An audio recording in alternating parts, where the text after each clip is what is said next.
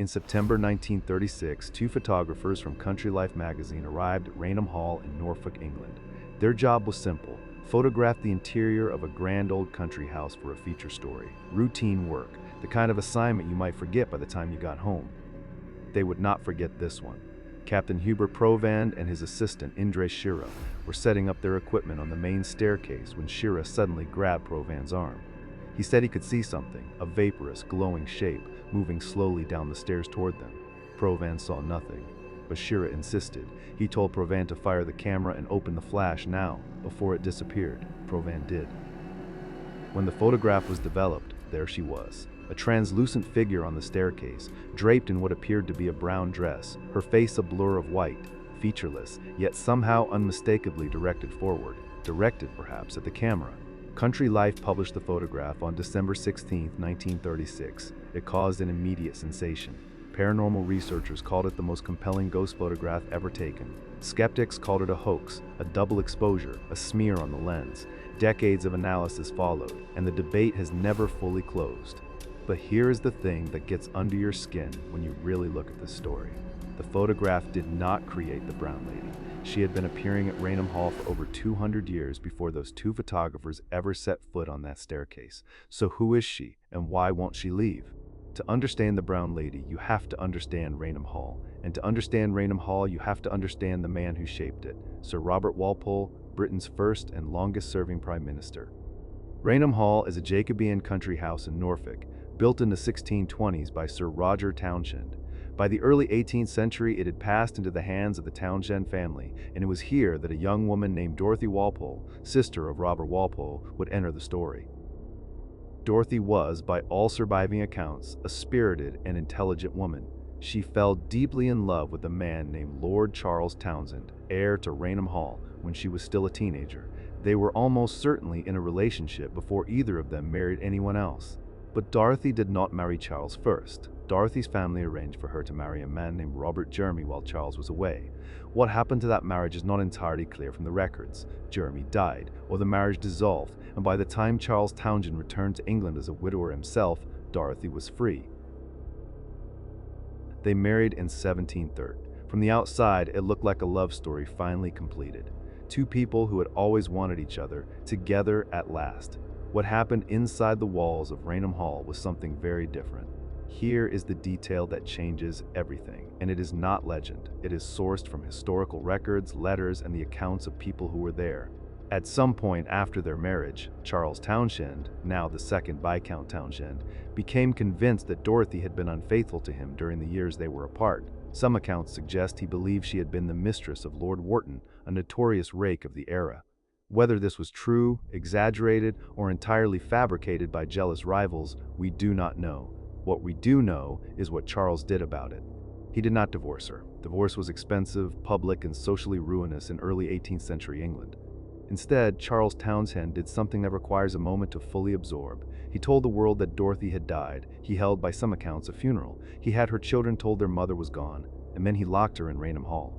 Dorothy Walpole, alive, breathing, and stripped of every legal and social identity she had, lived out the rest of her life as a prisoner in the very house she had hoped would be her home. She could not contact her family. She had no legal recourse. Her powerful brother Robert, for all his political influence, could not or did not intervene in any way that survived the historical record. Dorothy Townshend died in 1726. The official cause of death listed was smallpox. There are those who have always doubted that. She was 39 years old. If the story of Dorothy's imprisonment is the wound, the first credible ghost sighting is where the wound refuses to heal.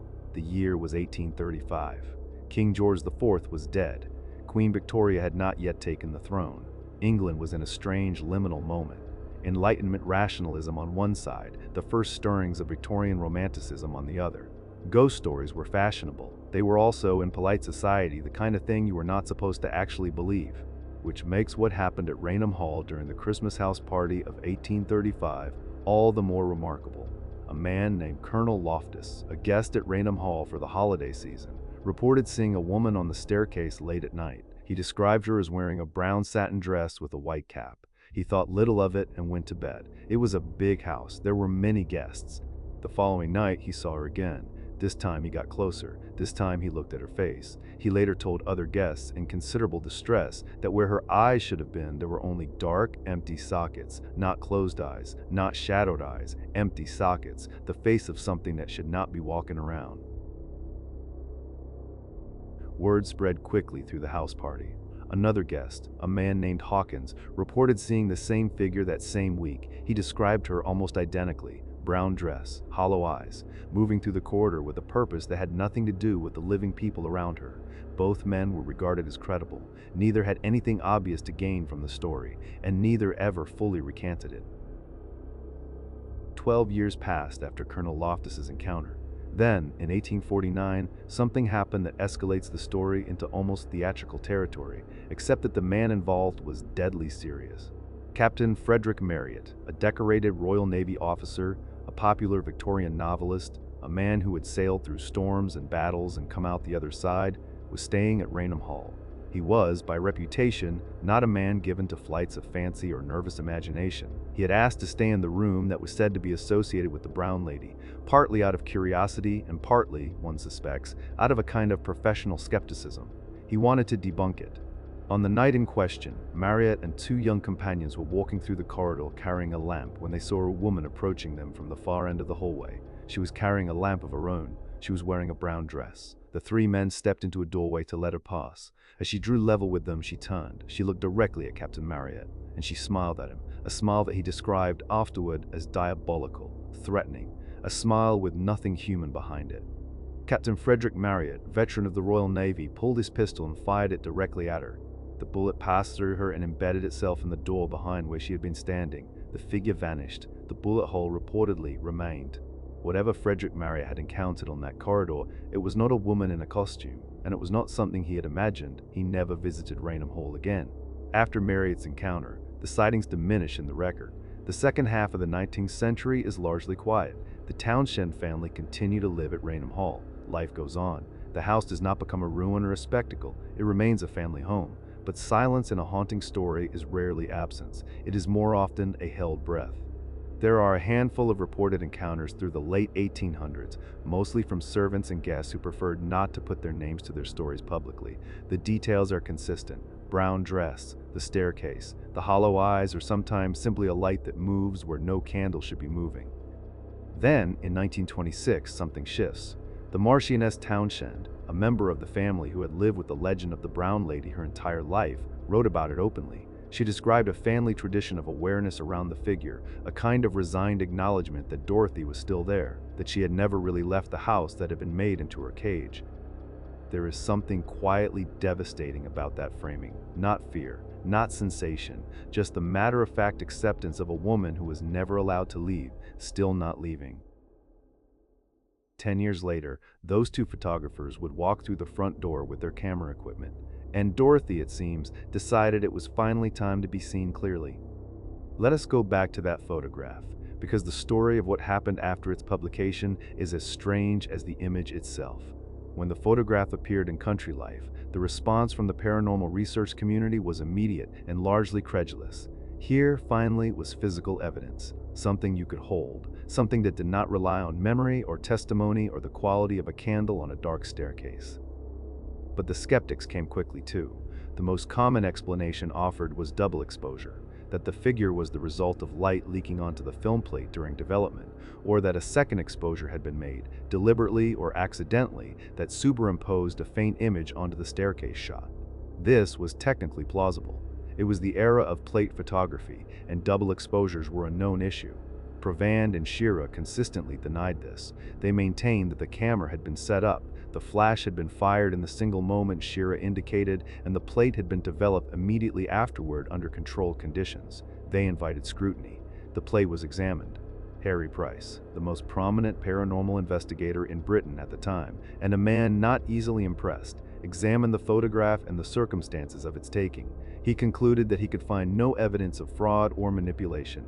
He considered it genuine. Others were less convinced. The debate has continued for nearly 90 years. What is notable, and this is the detail that lingers, is that the figure in the photograph appears on the staircase, the same staircase where Colonel Loftus saw her in 1835.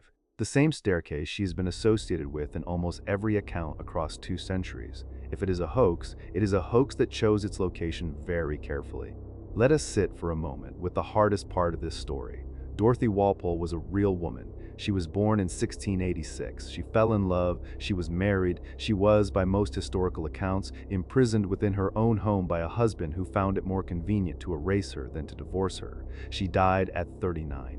That is not legend. That is documented history, fragmentary in places but substantively supported. When people report seeing the Brown Lady of Raynham Hall, they are reporting something. They may be reporting a trick of light. They may be reporting the weight of a story so well known that it shapes what the mind expects to see in a dark corridor. They may be reporting something that has no explanation that fits comfortably into the categories we use for the world. What they are not doing, and this is worth saying plainly, is reporting nothing. Every major sighting of the Brown Lady has come from individuals who had no obvious motive to fabricate and who described the same details independently of one another. The brown dress, the staircase, the hollow eyes, the sense that this was not a random wandering but something directed, purposeful, aware. Awareness is the word that keeps appearing, not malevolence, not the theatrical rage of a wronged woman. Something quieter and more unsettling than that, the sense of a presence that knows where it is, that chose to be seen, that looked back. Raynham Hall is still owned by the Townsend family. It has been in the family for 4 centuries. It is not a tourist attraction. It is not a ghost tour destination. It is a private home, and the current family has at various points expressed something between weary amusement and genuine unease about the Brown Lady's continued fame.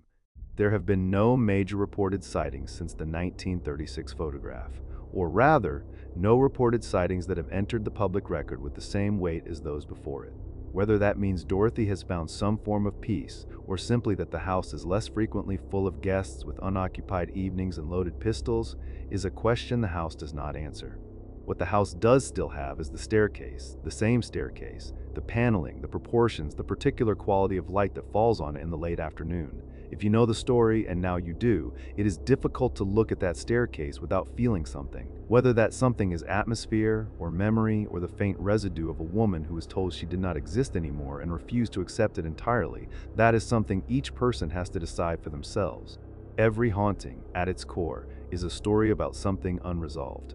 The Brown Lady of Raynham Hall is unresolved at every level.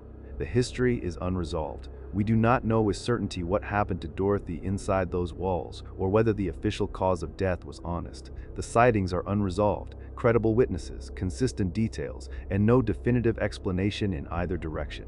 The photograph is unresolved, examined for nearly 90 years and still argued over. And underneath all of it, the question that is most unresolved of all: what happens to a person who is told, by the person who is supposed to love them, that they do not exist, that they are gone, that the world has moved on without them? Dorothy Townsend was declared dead at an age when her life should have been full. She spent her remaining years in a house that was simultaneously her home and her prison. Her children grew up without her. Her brother, one of the most powerful men in England, could not or would not reach her. And then, long after the smallpox entry in the death register and the quiet burial in 1726, she started appearing on the staircase, in a brown dress, with a lamp, looking at people, letting herself be seen. There is something almost defiant about that, something that refuses the erasure that was imposed on her in life. Whether or not you believe in ghosts, that refusal means something. The Brown Lady of Raynham Hall has outlasted every person who ever tried to define what she was or wasn't. She has outlasted her husband, her brother, the guests who fired guns at her, the photographers who captured her, the skeptics who dismissed her, and the century that tried to explain her away. She is still there. At least, that is what the staircase suggests on a quiet afternoon in Norfolk, when the light falls at the right angle and you find yourself looking over your shoulder for no reason you can name.